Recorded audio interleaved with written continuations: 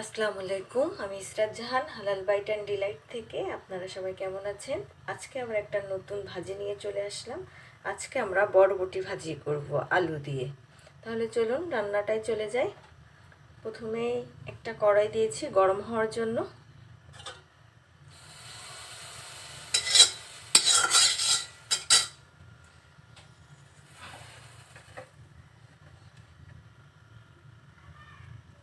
এখন রান্নার তেল দিয়ে দিচ্ছি পরিমাণ মতন।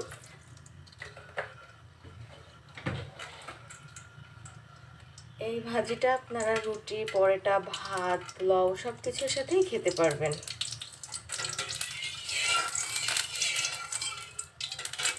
ভাজিটার জন্য খুব অল্প উপকরণ লাগবে।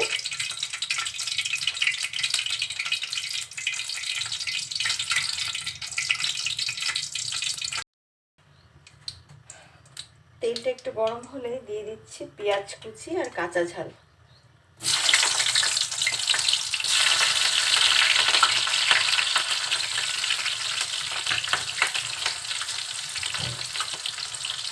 এই একই সাথে দিয়ে দিব বরবটি আলু কেটে ধুয়ে পরিষ্কার করে রেখেছিলাম। এখন এই ভাজিটা এর ভিতরে দিয়ে দিচ্ছি।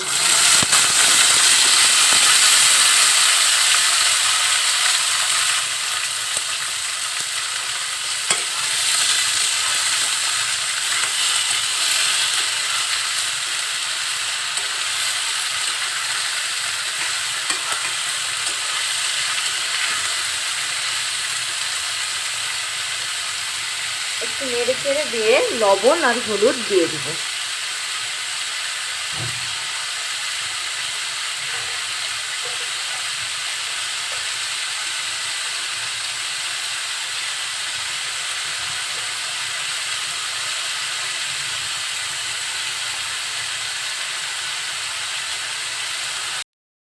লবণ আর হলুদ দেওয়ার পরে এই বরবটি সবজিটা একটু নেড়ে চেড়ে নেব।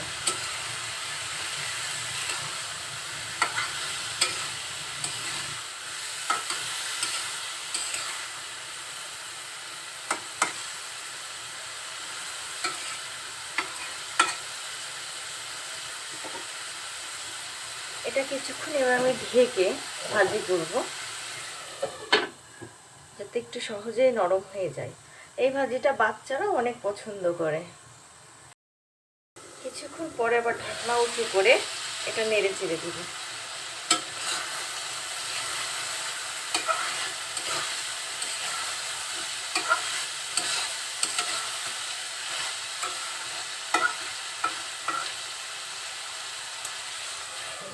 ঢেকে দিলাম, আবার একটু নেড়ে চেড়ে দিব।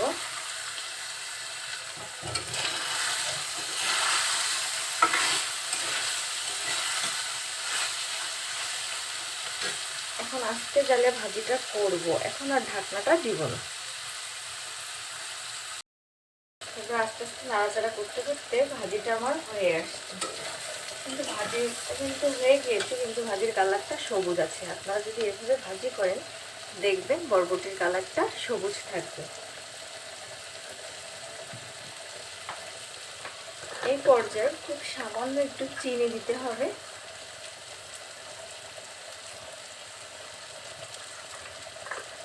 এই চিনি দেওয়ার কারণে ভাজিটা আরো দ্বিগুণ স্বাদ হয়ে যাবে। একটু নেড়ে চেড়ে নেব।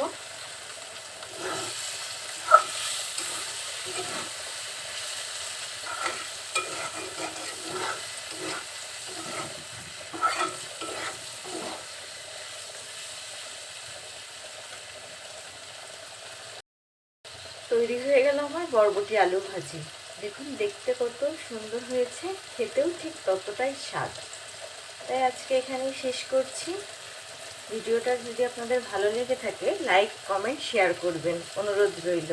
আর নতুন নতুন ভিডিও দেখার জন্য চ্যানেলটি সাবস্ক্রাইব করে দিবেন। সবাইকে অনেক ধন্যবাদ দিয়ে আজকে এখানেই শেষ করছি। আল্লাহ হাফেজ।